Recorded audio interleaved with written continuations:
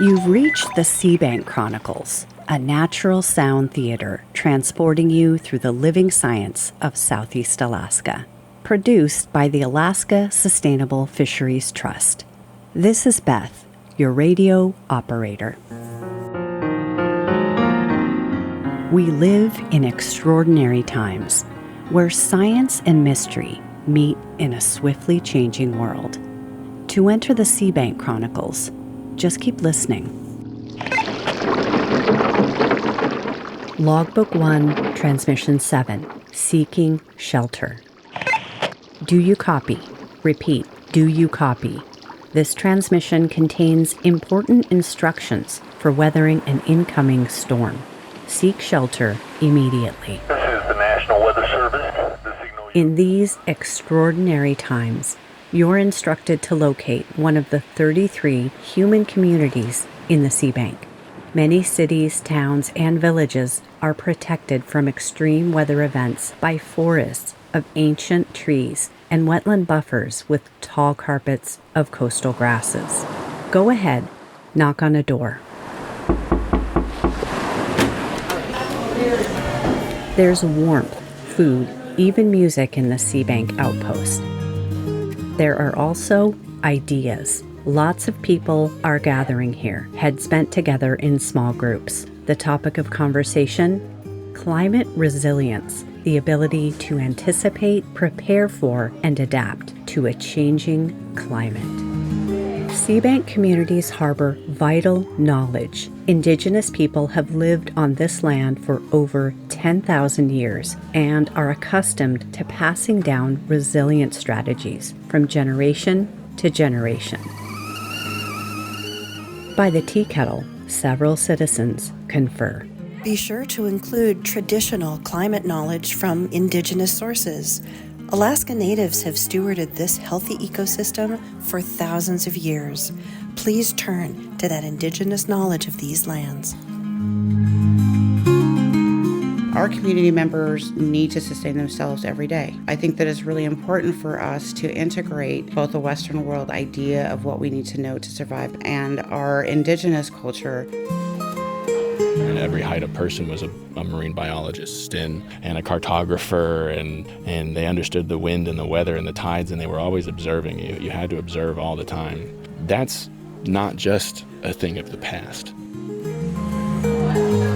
Over at a large table, another group is reviewing climate adaptation plans developed by local tribes and city governments. Upgrade infrastructure like storm drains, someone reads. Map landslide hazards. This table is full of ideas. Grow a community garden. We do water catchment at our house. I think about my grandchildren and all of the children of our world. Using our hydroelectric energy is a huge step towards climate resiliency.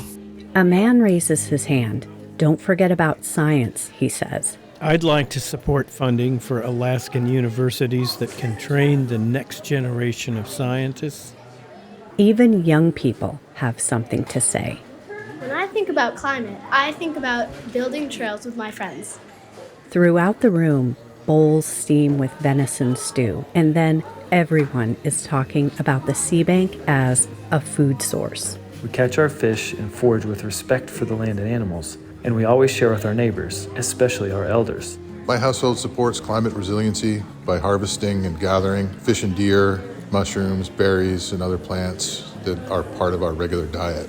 We should grow and eat nutritious species from the ocean that uptake carbon, such as seaweeds and shellfish.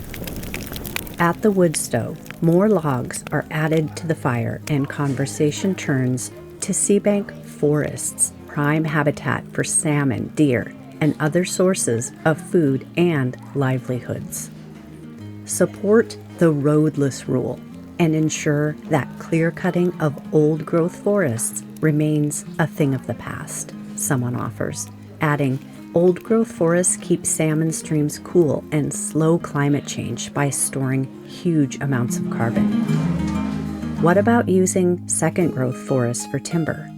I'm not opposed to harvesting timber, but the scale that the old growth was harvested at wasn't sustainable. And, in this day and age, if I want to see our timber industry survive here on the island, we have to figure out how to make it on young growth. And transboundary mines, they don't just threaten waterways with dangerous toxins. They also release greenhouse gases that accelerate climate change. A lot of methane gas would be released through mining activities. Across the room, a group is checking the radio for weather alerts.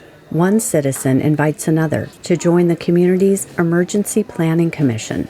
Someone else suggests running for public office. One way I support climate resiliency is by serving as an elected official where I can support sound climate change policies. Suddenly, the door opens.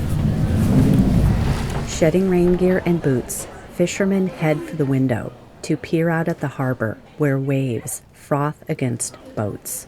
There's talk of updating waterfront structures to withstand stronger storms, converting boats from diesel to electric, and restoring salmon habitat damaged by logging and mining so that fish are fighting fewer odds. It looks like we're losing signal. Want to join SeaBank citizens in promoting a climate-resilient future no matter where you reside? Visit thealaskatrust.org/podcast for climate adaptation plans from 7 Southeast Alaska cities and tribes. This concludes Logbook 1 of the SeaBank Chronicles. Stay tuned for Logbook 2. Gunish Chish to the Klukwan, Haida, and Tsimshian people for stewarding these lands and waters since a time beyond human memory, and for sharing them with all who make the SeaBank home. When in doubt, keep listening to the places where science and mystery meet.